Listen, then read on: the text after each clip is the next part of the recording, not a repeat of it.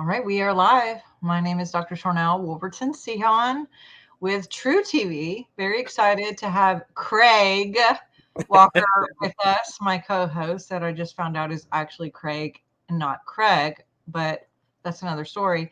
And we have had Truth Seekah like, I don't know, a billion times, but we have not had his wife here until now. I'm very excited to introduce Arien as a new guest here with us today. And we're going to talk about some fun things. We're going to talk about plants. We're going to talk about angels, aliens, elementals, nature. I don't know where this is going to go. We don't really know where it's going to go. We have a lot of things to share and talk about that we're excited about. And so we're just going to kind of like lions, tigers, and bears. Oh my. It's going to be like plants, angels, nature. Oh my, all the things. All So of the above. yes, yes. Craig, do you have anything that you want to share as we open up, and then we'll jump right in and Yeah. introduce No, these I guys? mean, I just saw Aaron, if I've said that right, apologies, that you've started coming out more and sharing your platform. Obviously, we've had Truth Seeker on numerous times. You know, Truth has been, a complete hero to me with my, dare I say, awakening. And I always feel safe around him. Like, if ever I've got a question, like, is this okay? I'll go to him and he's like, yeah, dude, don't worry, don't be in fear. It's okay, with this spirituality and it's great to see you coming out with him as well. I'd love to know, how long have you been married? Oh, was it Did 23? I? 23 years? What? Wow. Wow, that's amazing. 23 years? God, Yeah, we you got guys were married. like 5 years old when you got married?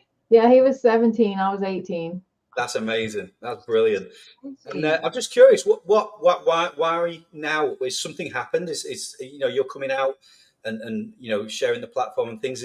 Was this a conscious decision? Did it happen naturally, It or was it was a wild journey. God had me on another mission for a long time. I worked at a physical therapy clinic where Mm, we did mostly pediatrics and we did our therapy on horseback.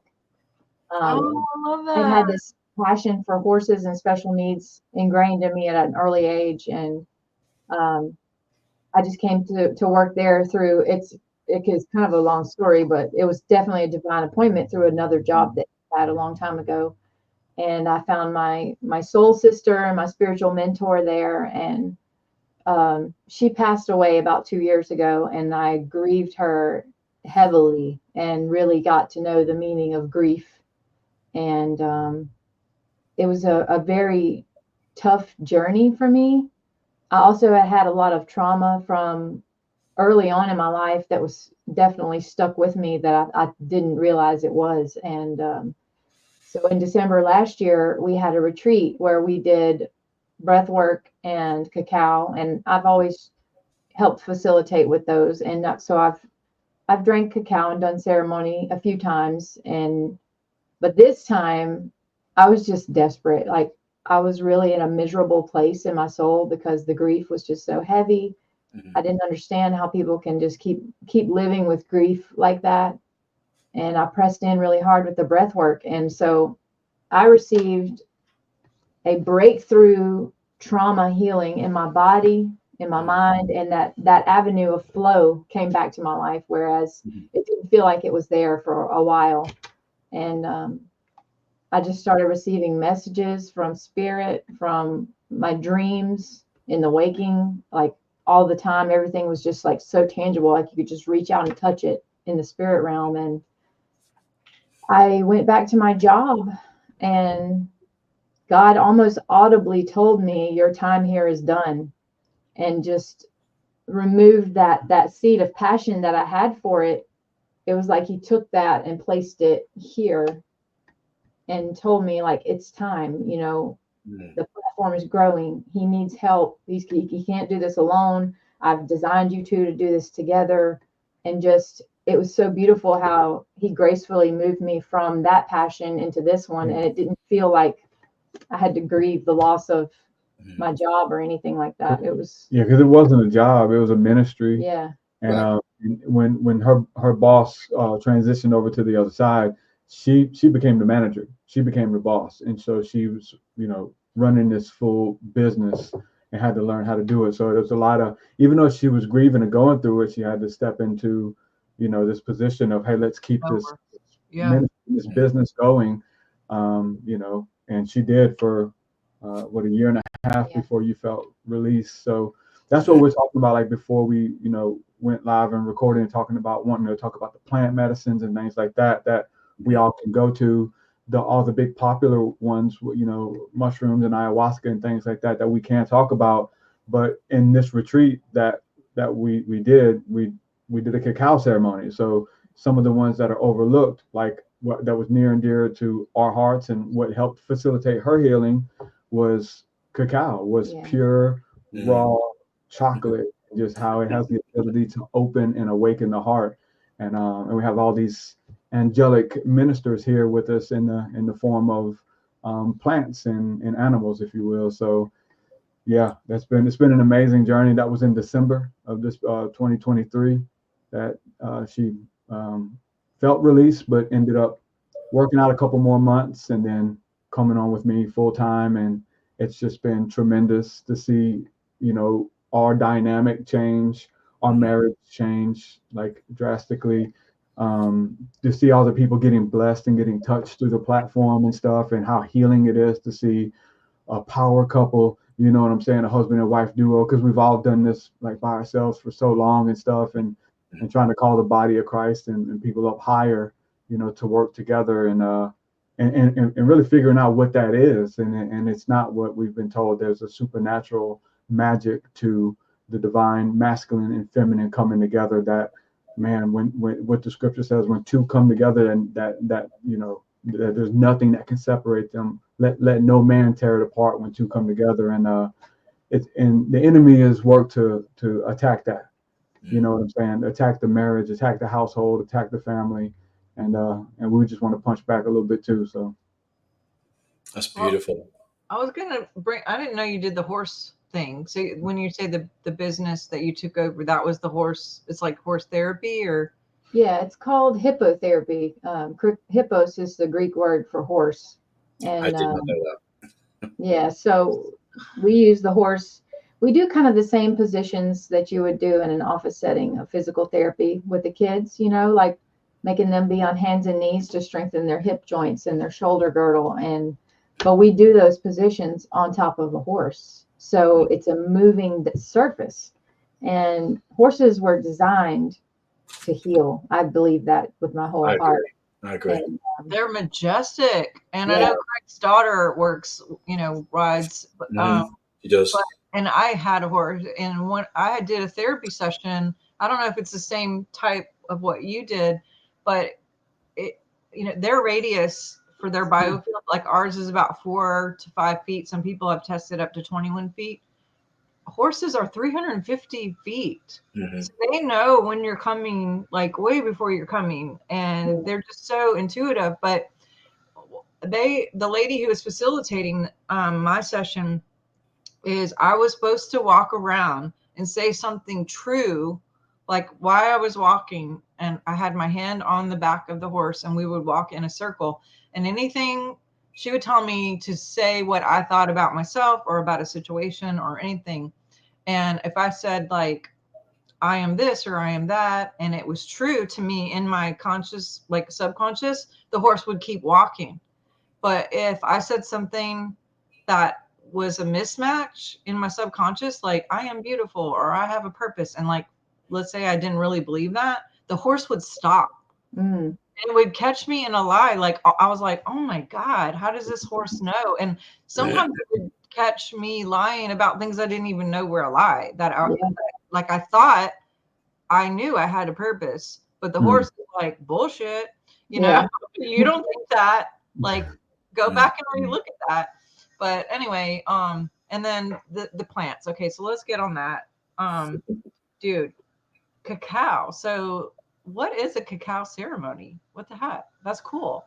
I mean, I kind of know what it is, and I've heard people talk about it, but can you go into that? Sure. So cacao is 100% chocolate. It's ceremonial grade, where they harvest it with intention. They harvest it from the plant that includes the fats that are in the plant. so that it absorbs into your body differently. Um, it's it's bitter when you drink it. We don't prepare it with milks and sweeteners and that kind of thing, because we just prefer the raw, unadulterated This is cacao. cacao right now that I'm drinking, by the way. I'm not even lying to you. I'm not kidding. I just got it 2 days ago, and this is my first cup of cacao this morning. But go ahead. Oh, nice. Like, you guys are so prophetic. You don't even try. Anyway, Yeah. keep going. And it just is, it's a heart opener. So when you drink it with intention and sit with it, cacao is a very feminine, healing type of spirit.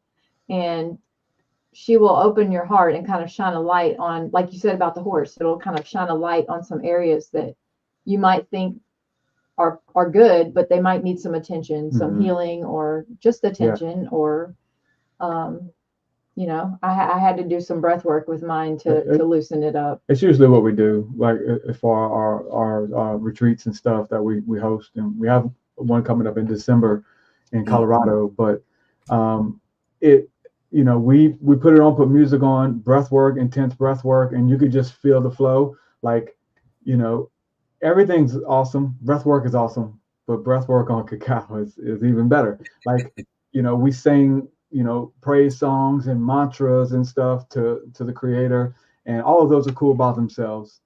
But when you add cacao to it, like you really can feel it in your body. Yeah. And most of us who are prophetic or sensitive can do that anyway, but it amplifies it. It's so beautiful to do that and dive in with the breath work, and then see people worshiping at full volume, seeing people getting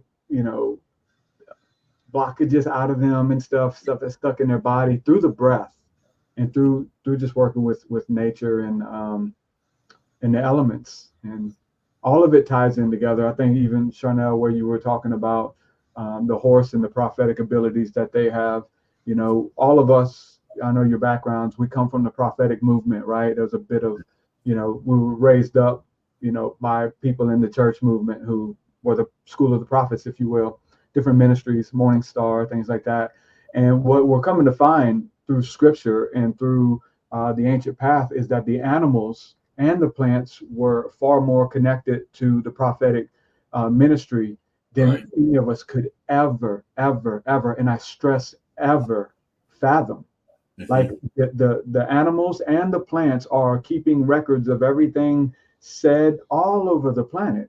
And when it's time for you to know and to tap in and get this divine knowing, we feel like it's us, like just coming to it. But the way, like the science is, the birds are telling us, the animals are telling us, the plants are letting us know who said something about us that was in this same space that you're in. That you were there, somebody was there 5 minutes ago talking about you and gossiping, and now you leave. Then you honor the plants, you honor the birds. They will tell you they're the ones tapped in, giving the downloads and the information and the inspiration. So when it comes to angels, when it comes to animals, into the plants, into the prophetic and divination, if you will, they all are part of this same conversation. And we could throw aliens in there too, because aliens are in the angelic or demonic category as well. So yeah, I wanted to emphasize that. It's a big deal.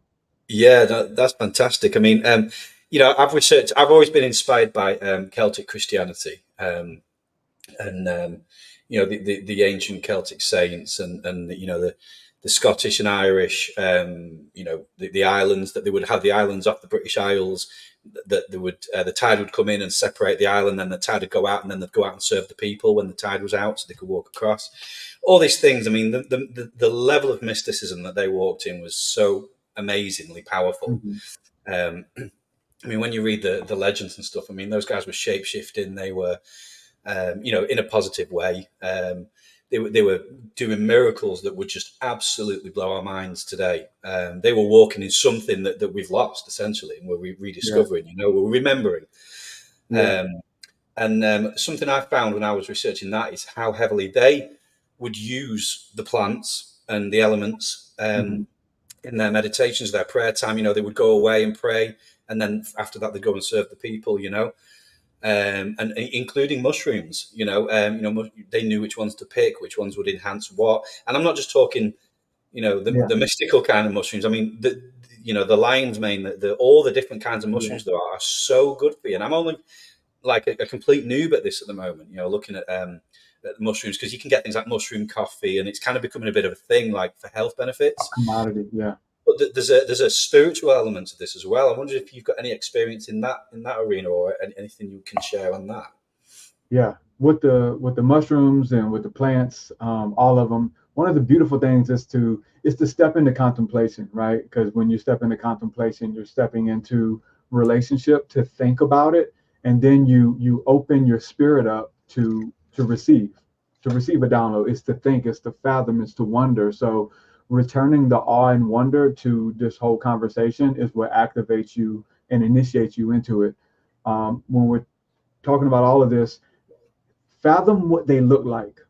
What do they, kind of represent? We know the ancients would look at, certain things such as beans or kidney beans and see how they look like the kidneys, or certain nuts look like the brain and things. And so they believed that it had a connection to our body, right? And so they kind of work as mediators between the higher realms and us, and all of the plants do, to tie us in with these energies. So as we have something physical, which is a symbol or a sigil, if you will, to something above them that's angelic as well. So many times the flowers are shaped like a certain star. They have so many petals, they have a certain color, and all of these correlate into the heavens above and the earth beneath. And here we are as these mediators in between, working with them, and knowing that they're here to help and assist. So that's one of the biggest things, is to step into awe and wonder. And awe and wonder is just to think about it, to contemplate. Even the word contemplate, or the word consider, if you look it up in the etymology, the word consider means to think about the stars, to think about the path of the stars. When it says, hey, consider this before you do something, we probably should consider where we're going today. The word consider, etymology, you can go to etymologyonline.com right now and look it up and type in the word consider, and it means to think about the rotation and the path of the stars and the planets, so that you can position yourself. So the seasons when the plants are teaching are when they're in bloom. And then when fall comes, the scripture says that when Adam walked with God, it was in the cool of the day, right? And that cool represents the coolness of spring, right? And the newness, where everything is life and everything is growing. But then the fall of man happened, and we fell away. So that's bringing in the fall season. So everything starts to die. But then other plants, other weeds come forth. And so we can find out the angels that we are receiving from by looking at the plants around us, about what season that we're in. Because this is a mystery that's been hidden from most of us until they start appearing to you. And then you start taking notes, start writing things down, and then start finding books where people who existed long before us was experiencing the same stuff as well. Part of our awakening and having this, really deep epiphanies, if you will, was for me, guys know I've been tapped in for a few years now, just where the Lord just, whispering things to you, and waking you up at strange hours, giving you downloads and things like that. When she had her repentance moment, her metanoia, and her healing, everything that was happening to me started happening to her. Like she would, being, awakened at 3 a.m, told to go outside and begin to pray, and then things would happen, dreams and visions coming to pass, all of this stuff that we're not the only ones doing it. Obviously, Craig, you said that you kind of lean in to see what's going on, to see what God is doing in the body, and vice versa. We found that as forerunners, and whatever a prophet or a prophetic movement is, he's not doing anything unless he reveals it unto his servants, the prophets, first, so you can lean into the prophets and see what's going on, and know that a rising tide raises all the ships. And now this stuff that we're talking about and been fighting for, even you guys been on this for a long time now, this stuff is now normal. These podcasts now are a dime a dozen, guys. And this is the new normal, what we've brought to the table and we fought for and been persecuted over. But now it's the normal. So if the clergy, if the church aren't talking about this, left behind, right? So that's about being able to tap in with the infinite energy that is through, it's right under your nose, and they've been a part of the mundane the whole time. The animals, the plants, the breath, all of this beautiful stuff that we have. Fantastic. I got something talking about the flowers, right? So if you don't know, some of you know that I worked with John Paul Jackson for years and taught on dreams and visions. And when I went to a writer's retreat that him and Rick Joyner and some other people were doing, Julie Myers and Sean Bowles, like different people were there. And I went up to the headquarters and I was just walking to go into the building. And when I did, all of a sudden I heard from the side of me, Mom. And I was like, I thought I heard Mom.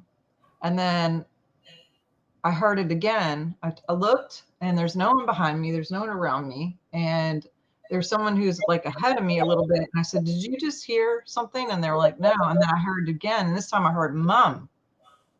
And I was like, what? So I look and down like to the side of me are these flowers. Now I'm not a flower person. I choose to know. I'm learning about trees and plants now, all these years later. But literally there were flowers sitting there and I swear to God, it was talking. And I'm just like, oh my God, this is so weird. So I look and I keep hearing Mom, right? So I say to the lady, can you hear this? And she's like, hear what? I said, do you hear Mom? Can you hear Mom? And then I heard, you're pregnant. And I was like, what? And so I said, the flower keeps saying Mom to me and just said, you're pregnant. And so I literally go inside, find my friends, and I didn't have a car with me on this this retreat thing. And I asked someone, can you drive me to the Walmart or someplace to go get a pregnancy test? I think I'm pregnant. And lo and behold, I go and we get the pregnancy test and I'm freaking pregnant. And it was a mom. Like I went back and took a picture because this is before cell phones, right? So I did take a picture and then later I showed it to someone and they were like, oh yeah, that's a mom. But a freaking flower told me I was pregnant. and actually my other pregnancy was an angel. It showed up at the edge of my bed. I had already had 2 kids at the time. And I woke up to seeing this iridescent, huge 14-foot thing that comes to me sometimes. And it's like light coming in and out. And I heard, you're pregnant. Same voice. And I was like, what? And then just the fear and the feelings and whatever. And I remember I woke up my husband and I said, I must have looked afraid because the angel then said, or whatever, the being, whatever it was, it said, it's okay. We're here to help. And so I look over, I wake my husband up. I was like, oh my God, do you see this? And as soon as he wakes up, he looks, the thing poofs away. And I'm like, something was just standing at the edge of the bed and it said, you're pregnant. And he was like, oh my God. And I said, it's okay. Because they said they're here to help, whoever they is. And anyway, so I'm like thinking about it and I'm freaking all the emotions and the energy and the chemistry of it. Somehow I managed to go back to sleep because it's in the middle of the night. I kind of forgot about it when I woke up. And then my oldest daughter, who I think was 6 at the time, she comes home from school with this coloring picture. And in the picture, it's like a precious moment. I don't know if you guys are familiar with the precious moments, but this guy creates these little porcelain dolls and some of them are angelic or whatever. Anyway, it's a precious moment coloring book rip out page that she did at school that day. And the picture was an angel pushing a stroller with a baby in it. And my daughter says to me, Mom, I made this for you. You're pregnant. And I was like, holy crap. So like, yeah, then flowers and angels and nature, I don't know what it does, but it's all about like tuning in. I mean, I can tell you I wasn't doing cacao that day. You know about it. I am doing it this morning. But I was very tuned and very like in a very meditative state and very, when we were at that retreat, it was and I think that God draws us to places like Colorado or the beach, or like, at least for me, just like biblically speaking, they're like, hey, go over there. Because sometimes the energy of a place or maybe a flower there or whatever is going to speak to you in a different way on a frequency wise, or you're going to integrate it differently, or you're going to open yourself up to being able to receive. Where when you're at your house or you're at your job, or in my case, I work from home, so it kind of feels the same, right? It's like that energy of work. Yeah. And, push and hard, but also Yep. like trying to relax. And, you guys probably have that too. And, Sure. and so sometimes we get to go somewhere to receive in a different way, a new clarity that we wouldn't maybe other before. And that's why I do retreats too. And I want to come to your retreat so much. I've seen it several times now, and I'm just like, one day I'm going to get there. But we do retreats in Destin, and there's such an energy there with the theta flow of the emerald waters that comes, and the sand it literally crystals. I've heard it's quartz on those pictures. Yeah. It's a very specific location. That's literally, if you go a mile that way or a mile that way, the water's completely different and the sand is completely different. And it's a gated, protected area that we are just so lucky to be able to be and do these meetings. And everyone has these major breakthroughs, and it's a place to hear. And I always go to like, I'm just going to go and I'm not going to work the whole time and I'm just going to relax. And then I get there and I'm so revved up by the theta energy that comes from the nature and the sand and the waves that I'm like, oh my God. And I'll like do a video here and do a video here. And it's so fun and so easy. And I'm like, and my husband would be like, I thought you weren't going to work. I'm like, but it's so fun and it's so exciting. And I have so many ideas that are coming to me. I just like have to get it out. It's like that prophetic unction, it's like, let me just say this real quick because it's so cool, but either that or you're like, I found myself like ready to get home to work because all the inspirations come to you while you're at the beach. And we took a trip to Destin 2-3 nights or whatever, and it was the same way. It's like, I'm ready to get home to create. I got all this inspiration and downloads coming to me. It's like, let's get home. It's like, you think of, back in the day, you want to stay on vacation and just not go back to work. But it's like when you love what you do, and there never is no ministry or no work, because it's all it's married. So it's not like, oh, I get to turn it off, I'm not going to hear from the Lord. It's like, right. There's nowhere you can go till you're going to just turn your senses off, where you're not in relationship, Have you ever had a flower talk to you though? I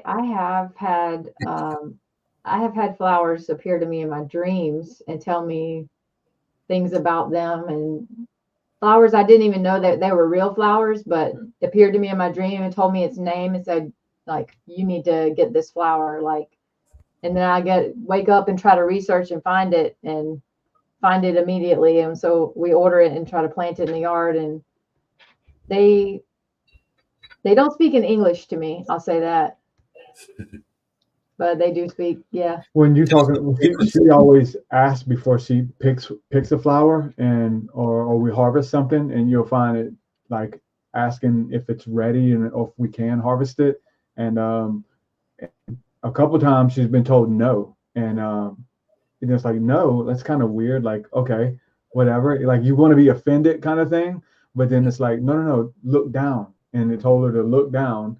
And she saw like that somebody had been through there spraying weed killer on all the plants around it. It's like, no, don't harvest me, don't take me, because I got poison all over me.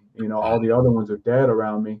So no, don't harvest me. So it's like, oh, makes perfect sense why it told me no, don't harvest me, kind of thing. But then the same plant is like waving at me from over across the little stream. And I go over, and it's like a piece of it has already been picked and is laying there. It's like, here, take this one. So they definitely will speak, and it is honor too, I believe, to like ask them if you can harvest it. Or make sure you use it and like integrate it. Not just for looks is one thing, right? But find a reason for them. And we did this thing, what, 2 years ago now, where I just was like on my kick. We're like, I'm not cutting the backyard. I'm going to cut paths for us to walk and where we hang out at. But other than that, I'm going to let it grow and we're just going to see what comes up. Our mind was blown by all of the different herbs and weeds that were coming up. And then so we got to Googling and looking up the names. And a lot of times with the iPhone, you could just take a picture of it and do a reverse search and it'll tell you exactly what it is. And then it blows your mind that they used to prescribe all of this stuff that's coming up freely around us as medicine, as antidepressants, as people who are stuck between two opinions and didn't know which way to go, or for certain small things that you would back in the day go consult the doctor about. I don't know which decision to make. They would prescribe you these certain roots and weeds, and if you would sleep on it, it would reveal to you the next morning when you woke up, you would know exactly what choice to make between the two decisions you were double-minded over. Little strange stuff. It's like all of this stuff. So I'm convinced that in our backyards or around where we live, everything manifests and shows that wants us to come into a relationship with it. So if you stop cutting the grass, or even just a little area, just a little circle or something, and just allow it to do what it does and just pay attention, and then even have intention as well, because we've found now that even if the grass is growing up, it's in the areas that we've kind of designated for the wildlife that's in our backyard, that different things spring up and sprout from that. I always feel bad about when people cut flowers to give flowers to and I just did that today, but I always think, you know what I mean? It's like you're killing them. Like, you say harvest, like basically they're martyrs to make someone happy for a minute. And maybe they know that. I've got a story on this, and I wish it was my story, but it's not. It's a friend of mine, and she could actually be watching this when this goes live. And so, hello, Joan, if you're watching this. A friend of mine, she told me a story once, and it's always stuck with me along these lines. So she said one time she was out walking and just engaging nature and just appreciating the trees and the plants and things. And she came home. It was a cold day, and they've got a log burner, and you have some logs that have been chopped up, ready. She was going to put them in the fire, and she picked up a log, and she said she felt in her heart like she'd just been engaging these trees, and she just thought to herself, how can I now chop up a tree or a log and burn it? And she says this log spoke to her and said, it's my honor and pleasure to give you warmth, to give my life, to give you warmth. Oh. And she was just like, wow, like, it's just like, what is this we're tapping into? There's something in this. Yeah. Like it's like it was its destiny, and it was its joy to be burned, to provide warmth, Well, I was doing a retreat. We had like a revival thing in Mississippi, and it was the same place where William Branham and Mariah Woodward-Etter had done these amazing things. And it was just this big park field, and it had trees all around. And I don't know why, I choose to know, but I was there, and all of a sudden I had this awareness, like, what did these trees see? Like, what? They've been here forever. Like, what did you witness in these healings? Like, what, and I remember I know it sounds so funky and weird, and I don't care, but I literally was like hugging them, talking to them, like going like, dude, I wonder, and so later, I got some, my grandfather had passed, and we were given some money from his passing, and I bought some property that we were going to later build, and it had these massive trees on there. And I would go out to the land like in the middle of the night, and I would just lay in the grass and talk to the land and wonder what the land did and talk to the trees there. And it wasn't until maybe 4 or 5 years later, I'm sure the neighbors were like, what? There's that lady again with her mom van, and she's laying in the middle of her 2 acres. It's like, what is this woman doing? It's not a bunch of land, but it was like a really big deal to me, because just to have something that was, mine, and it was ground, because I grew up in 3,000 acres in Montana, and it was like, that was a thing to have land, and here I am in my little subdivision at the time. But when it came time to build, they told me, you got to take out these 2 trees. I still like, it hurts my heart to think about it. And I remember going the night before, I'm gonna cry, to say like goodbye and thank you to the trees, because I was so like sad that it was gonna be cut down. It was a live thing, you know. Gosh. But it's like, thank you for giving your life so I can have a home with my family, you know, and just having these conversations. And yeah, and we had one that just like fell on the roof like a couple years ago in the storm, and even the trunk, you know, like, is still alive, and the other undercurrent of the roots and stuff are like trying to keep it to come back alive, even though it was cut and stuff. And even that was sad for me. And I'm like, oh, you fell on my house and kind of broke it a little bit, but I'm sorry, that must have been scary for you to fall, and that, you know, getting hit by lightning, you know. Am I crazy? No, you're in good company. Oh man, I'm crying still, and it was like 14 years ago. I get so sad about like life, you know. It's life. Everything is life. Have you studied Clive Baxter? Oh my gosh, you got to get that book about the plants, because, you know, he is the pioneer of the lie detector. And he started realizing that he would set up his lie detector stuff and the plants would respond. And so he started putting like little clips on the leaves and stuff. And I have the technology now, but the plants would sing, the plants would cry. Like if you would light a match with the intention to burn the plant would do like it would if you were on a lie detector and you were stressed out. Like, not because you're actually lying, because it's the chemistry of the stress that causes the machine to do its thing. So he would even have to get to the point where he would have to go 40 miles away to get an accurate reading, because the plants were so entangled with his thoughts and with his feelings. And he would be 40 miles away in his car, and he would say, okay, I'm coming home. I'll see you in a few minutes. I can't wait to see you. And in that moment, all the plants that were hooked up would show like excitement and love, and they couldn't, you know. So it's like, what's going on that we don't see? Like, the plants had this network, not even not just underneath, but above. And like you said, the birds hear it, and then they're singing a little song. They go over there, they sing a little song, and they're like, oh, blah, blah, blah, blah, blah. And, you know, it's just this tapestry that we're not taught to engage in, or at least I wasn't. And it's this symphony of life that is all around us that I know I wasn't taught to engage in, but it was something that is innately in us if we actually go there. It's fun.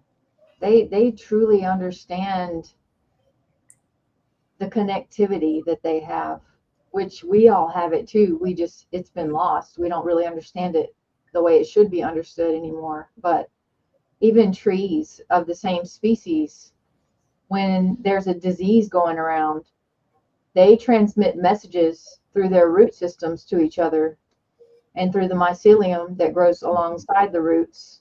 They send messages back and forth, and they're like, hey, I've got this disease. Here's what I've learned about it so far. Good luck, do your best. And then the next tree will do its best, and then it will transmit what it's learned about the disease. And then eventually there will be a tree that gets it and knows how to stop this disease. I mean, I was reading a story about a man he was an apple farmer, and he was trying to save these different species of apples. And the research from the trees and the diseases, like here, dogwood trees are going through it right now. There's a what kind of trees? Dogwoods. Oh yeah. There's some kind of wasting disease, and but you go up further up north, and it's almost like they've figured it out, because they still have their dogwood trees, but here they're like, so many of them are dying. It's beautiful to see the connectivity and how they understand their connection. And I feel like the birds do too, understand their connection. And we're getting there though. We're remembering, and we're remembering our connection to each other in spirit, and being able to see the spirit in all things. And it's a beautiful time. It is. And it brings me to another topic. I mean, I love all things kind of like weird creatures and cryptics and all that kind of stuff, you know. I remember I spoke on the last show I did when I came over to the Journey to Truth conference. We had some experiences with the Sasquatch while we were there, and I spoke about that. And I had a download from one of them when we were communicating with them. They were communicating back, and I had a download that they can portal anywhere in the world using the frequency of the trees. That's how they hide themselves. Go on, what are you saying? I was just whispered. It's called. Well, we were playing D&D, and there's a move called Tree Stride where you get to go through the trees and as portals and come out the other one. Wow, It's called wow. Tree Stride. Yeah, but so much of that game is mirrored in real life. Yeah, just like in what's the name of that show, Stranger Things. But go ahead. I don't want to tell you too much. Wait. Okay, Truth Stride is what it's called. Tree Stride. Tree Stride. Okay. Tree Stride. Well, I like True Stride too. And it's in Stranger Things. Tree Stride. No, it was in D&D, the game, and then is that Dungeons and Dragons? Yeah. Yeah. So yeah, we've been playing that with some friends, and and it's so crazy how it mirrors your life. How does it tie in with Stranger Things? Because I'm obsessed with Stranger Things. Because in Stranger Things, that's the main game that the kids were all playing that, and that's right. Like the villain that they fought was from their D&D games and stuff. Like what they were doing in the game was mirrored in their life as well. So wow. So it's definitely some deeper stuff. But go ahead, Craig. I'm sorry, I didn't want to. Oh no, it's good. I'm sorry. No, I knew it was something significant, so that's really good. But yeah, it was literally just that. Like I say, it was almost like a question I had in my heart that they answered. You know, like for example, the ones that we encountered in or engaged in Grafton, they could portal over to the UK in some trees if I'm walking through them. You know, that they can use that frequency, and that's how they shroud themselves. They hide themselves using the frequency of the trees. They can appear to us, obviously, but I think the same goes for any kind of elementals that they you know, when they're in nature. I mean, I don't know if you know who Jenny Constantine is. You do, Sharnael. We've had her on the show. She shared a picture on Facebook recently. Somebody had captured, I guess they would call it a fairy or a small girl. She must have been about 2.5 foot tall, on like a trail cam. Just the back of her hair, and the hair was red, and she was just running through the lower bushes, and they just caught the back of her, but she was like blurring out. And I'm just thinking, we know so little. There is so much that we're remembering, and you know, I don't like to say too much that we're learning, but I think we're relearning or we're remembering, because I think we know this stuff. Know this stuff. And I think as we're kind of being activated spiritually, our DNA is being activated. We're beginning to see and blur those boundaries. You know, have you ever encountered kind of like, I don't know, cryptids or kind of elementals? Anything that you can share on that? Yeah, I think we all have, just in passing, but it's some of the ones that are like the little shocking things, like you said. Like, you know, my life is you know, full of them. Different ones, different kinds. I love. Didn't you do an album called Elementals once? Well, so we have a song. We have a song called the what is it? The Secrets of the Five Elements, or it's based off of a Manly P. Hall lecture. But me and Illuminati Congo just going about all of the different elemental categories, if you will, the sylphs and all of that stuff. And so yeah. So I sprinkle it through my music all the time. But we did one song that's concentrated all about those beings. But we've had like, so I love having encounters. Like every moment's an encounter. Just know that, and that's the thing about, let's bring it down to practical. Like every mundane moment is a beautiful mystery if we'll gaze and consider it. And that's where the secrets are, you know, for me. But when we're already able, when that realm peers into this one, and other people are with you to see it and it's tangible, those are the fun ones for me. And those are the ones where, like, if somebody's with you, it's harder to explain it away. Like, oh, that could have been just a cloud, or that was just the wind blowing. When two people have had, somebody was with you and had the same thing, so you can vouch for it and then talk about what do you think and make sure you're not adding to the story. You know what I'm saying? All of that kind of stuff. So we've had we engage with the light a lot, right? The lights in the forest, and a lot of people will mistake them, or maybe they are the lightning Firefly. bug. Yeah, yeah, yeah. We had that a lot in Grafton. Yeah, we saw those. Yeah, yeah. So if Yeah. you engage them in awe and wonder and treat them with honor, and they all know the secrets, and they'll show you where to look and all that kind of stuff. But we had an encounter at another retreat. It was me and two other friends of mine. Martin Smith, one of them. Shout out to him. But Right, Martin Smith from England. no, he's from here. I know Martin Help with, Smith, who you're referring yeah, to. help with Kingdom Talks a lot and stuff. Oh, okay. Yeah. So we were gazing, we're stargazing, and I had this took me several retreats to figure this out, because I'm all about the lights in the sky, and then they would leave the sky and come engage us in the woods. Right. But everybody else is enamored and having encounters, but I'm like, no, up there, keep watching, they're gonna come. And everyone's like, no, I think that light is communicating with us, and I kept putting it out. But anyway, once I started to engage and say, well, maybe let's try and see. And it took a couple different retreats for me to do this, but they kept showing up. Right. And we saw them everywhere, and they were blinking, they were pulsating, and they were all in the forest. The first two times it was just one going through the whole forest circling us, and then we went there this last time, and it was a bunch of them. And so we're just trying to communicate with it, trying to engage with it in awe and wonder, childlike faith, right? Becoming as a child to enter this kingdom, and we were let in. Me and Martin were like kids in candy stores. Oh man, but it's pitch black though. We got night vision goggles, we got all this stuff, but it's pitch black, so it's very creepy. Because even a squirrel running through the forest sounds like a tiger. It's like Yeah. So we're engaging them, and we said, hey, can you change form for us? Me and Martin's like, yeah. Can you change form into a form that is comely? Maybe can you turn into a person?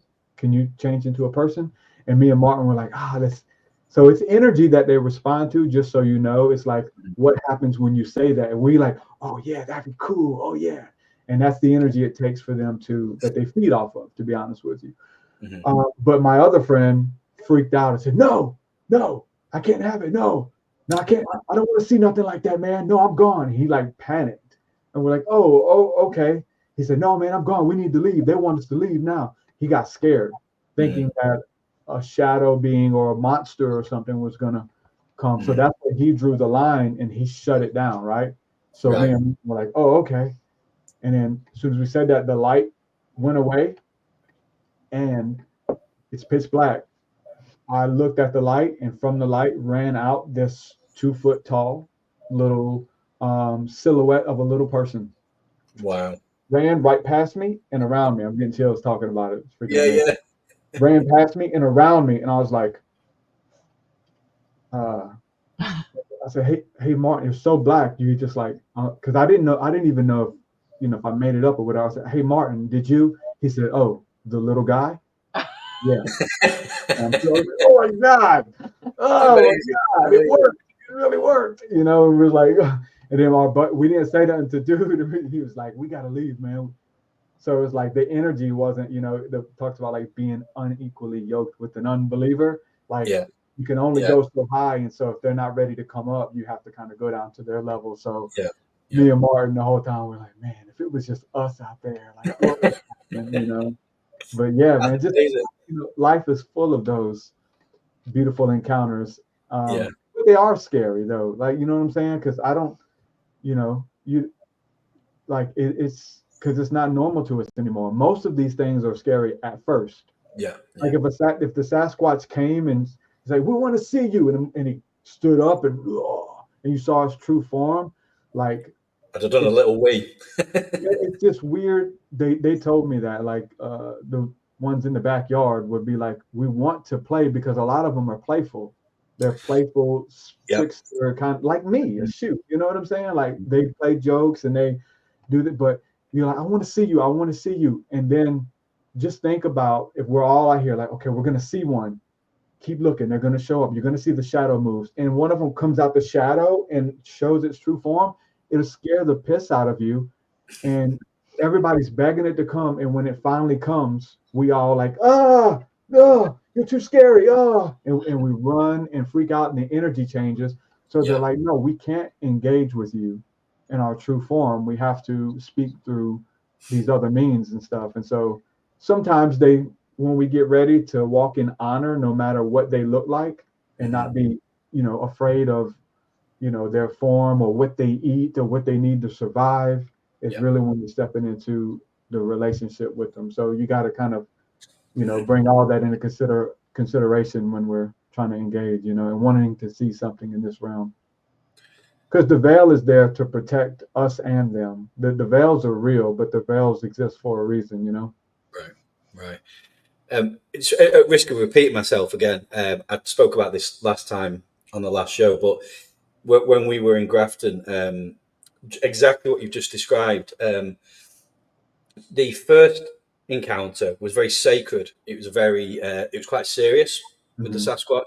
I walked into that. I didn't initiate that. I kind of walked up like, "Oh, are you all right?" They were like, "Shh," there's some people there engaging it, and I was like, "Oh, okay," nearly ruined the moment.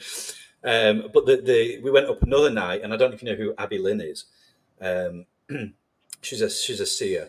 We went up an engagement. I mean, that was the best night. She said, I can see there's two young Sasquatch here, and they want to play. It was a really playful energy.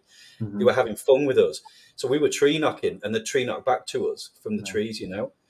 I did a rhythm. They did the same rhythm back. But what initiated it was a really loud owl sound, and I thought, man, that must be a huge owl. And Abby was like, no, that's them. Because for what you've just said, they don't want to scare us. So they will make a noise or something with a sound that we're relatable to, that's familiar to us, to alleviate that fear. And she was like, that wasn't an owl, that was them, and because it was really loud. I was thinking, that owl must be about 6 foot tall, Yeah. But no, it just made this owl hoot sound. Just to confirm based on what you were saying, I've actually experienced that. It was amazing. I mean, I think that's cool with you with the knocking, because you're a drummer too, and right. stepping up there knocking. Yeah, I literally did it dun, dun, dun, dun, dun, like that, and it did it back. Yeah, keep doing it. We had one. We were in here writing a song about the night and about the elements of those who govern the night, if you will. And I walked outside by myself. I think I was going to let the dog out, and then I was trying to think of a different drum pattern, and I just started clapping and trying to sing because we're trying to get this melody down. And I'm singing, and then I'm looking for my little friend because I have one in the backyard as a friend. And then all of a sudden, to the rhythm, to the tempo,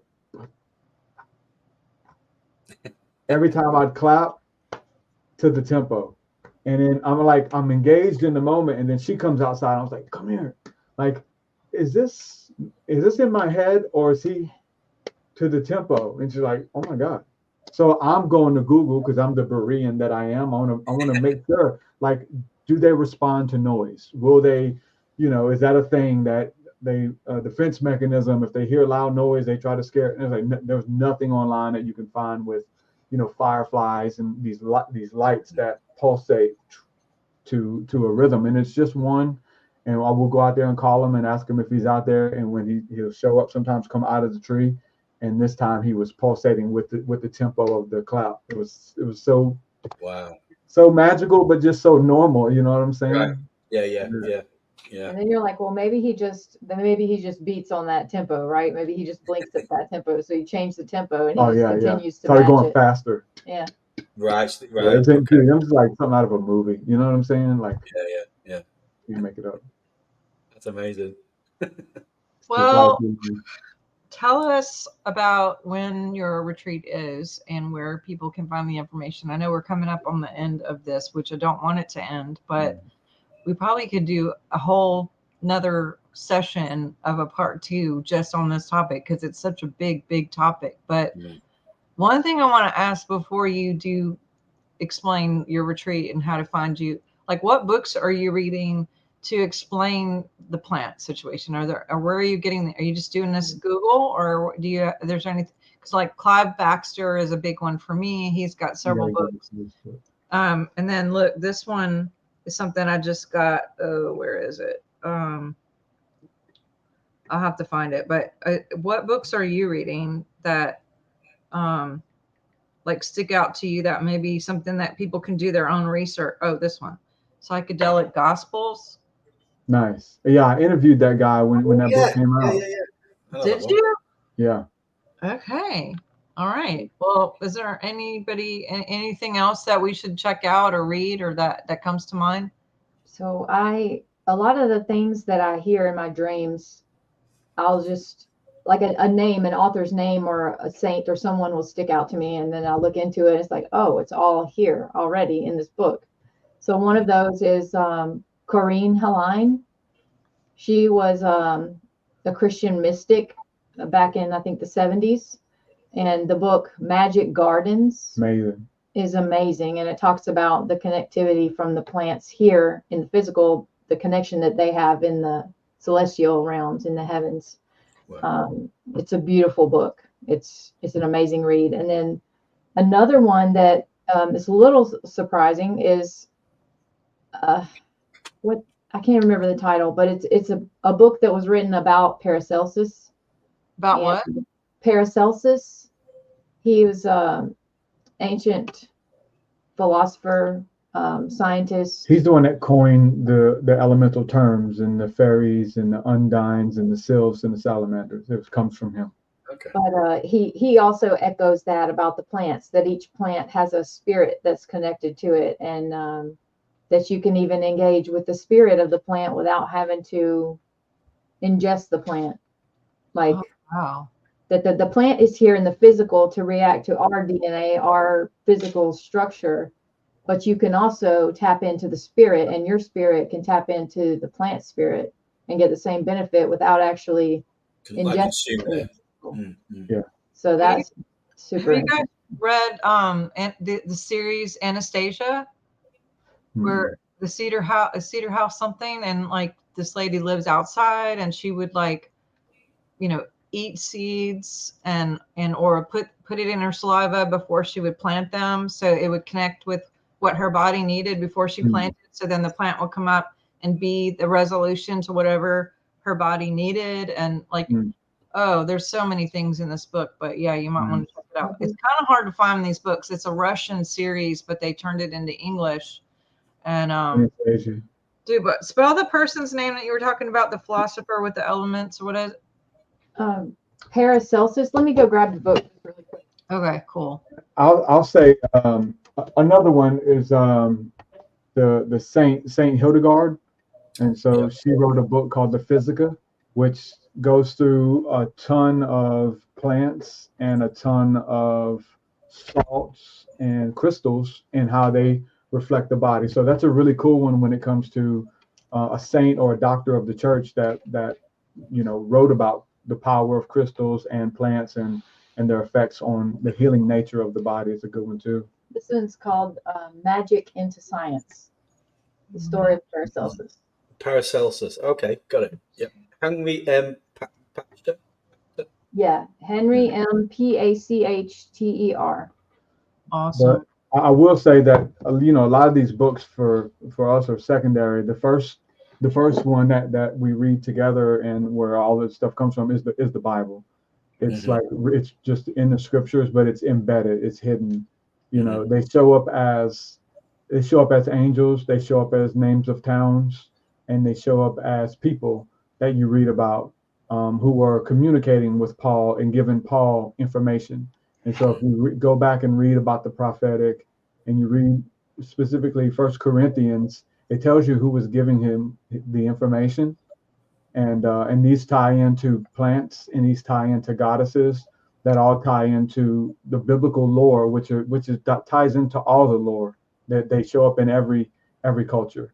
And so anywhere these plants can be found, and they're working with the people and helping the people. So we always dive deep into any name or if something just mentioned in passing, we want to, it takes us a long time to get through it because we'll find out that it was talking about a certain flower, a certain star system, a certain month, because it all of that's in there. None of it's in the scriptures for, just because. It doesn't tell you it was the second day of the week, just because, or what time it was, just because. There's a significance of when the angels come and when these miracles happen, if you will. And it's all in there. It's been under our nose the whole time, So the scriptures is, for me, the best and the funnest one because it's like, aha. Yeah. I read this story 1,000 times. I didn't know.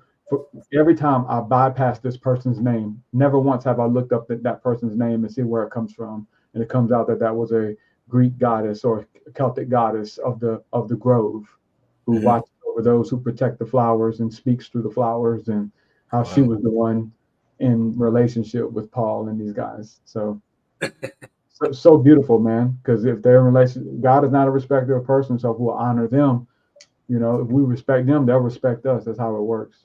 Right. Indeed. Absolutely. Well, where can we find you guys, and where's your retreat, and how do people sign up and all that? Okay, so the retreat, we're calling it Ignite, based off of Leviticus 6:13, and just keeping the fire kindled within us. And if your fire's starting to go out, you can easily stir it up, rekindle it. And we're going to have that. It's going to be in a town near Colorado Springs, December 6th, 7th, and 8th. So it's Friday night, all day Saturday, and all day Sunday. And that we've got it set up where the tickets include lodging. It'll include meals. We're all just going to be in one big house together, doing sound baths and frequency healing, cacao ceremony. Oh, sounds like heaven. It is, man. There's nothing like it. I know you just came to America, man, and hanging out with us folks. I'm coming over again. It has to happen. Yeah. So we love it. We've always talked about this. We've gotten good at doing it online, right? Doing this thing, but it's different when you're different in person with somebody and you just engaging and sharing this, and absolutely. It's so awesome, man. We love it. I definitely am interested. I just looked on my calendar and I don't have anything going on that weekend. Keep it free and get there. That'd be amazing. My chance. Well, tickets are at trueseekah.com or seer.school. Keep it easy. Seer.school is our online community hub, if you will. Awesome. Well, Craig, where can we find you? Usual socials. I've just got one more show to do with the band 10 in Cardiff in South Wales. And then I'm on to we're recording a couple of albums. So still a busy boy. Already looking at shows abroad next year as well. So keep an eye out for that. My usual socials, Craig Martin Walker. See, again, I've mentioned before, I've got 2 Facebook profiles. One, I set up because I kept getting banned. And that's in my military uniform. I use that for other things now, but that's the one that gets all the hits. I think it's because of the uniform, so I might have to change that picture. I don't know. But yeah, you can find me on Facebook. I don't know if you've noticed, it's actually got dark whilst we were talking. So it's that time of year now. You can barely see my face, It was light when we started. But yeah, no, I thoroughly enjoyed the conversation. Arien, it's great to meet you. I think we're friends on Facebook. Like I said, you've got a great husband there. He's helped me tremendously throughout my journey. So I really honor you too, and thank you for joining us. Truly. Thank you. Thank you so much. All right. And you guys can find me at drsharnael.com. And we do have a little private practice here now. So you can come see me in person. If you have an issue, we can help with all the fun frequency things and natural things. And like I said, we have a retreat coming up in October. It's currently full, but we're looking to try to find more space for people to be added to it. And then I also have a wellness fair that I'm going to be a part of in October 6th for anybody that's in the area and likes all the frequency fun things too. But go to drsharnael.com for all that. Love all of you. So glad to meet you, Arien. And I know you've been behind the scenes, but we still feel you through that whole vibe of you just being supportive and allowing, and just I think it's cool, like your background with the horses, and now you're using all of this in this venue now, of this stream with your hubby, and seeing you guys in 23 years. I mean, y'all are so cute. I just love it. And you guys match. You guys, I don't know if you tried to match on purpose, but you even like have the same outfit. You're so in sync. I love it. So I hope you guys will come back. We'll have to chat right away about when we can get you back here. Yeah, it's awesome to meet you. Thank you so much. Awesome. All right. Well, everybody, make your day great. Go do something fun for someone. Go buy someone a coffee or maybe a plant that isn't cut, and enjoy some of these books we talked about.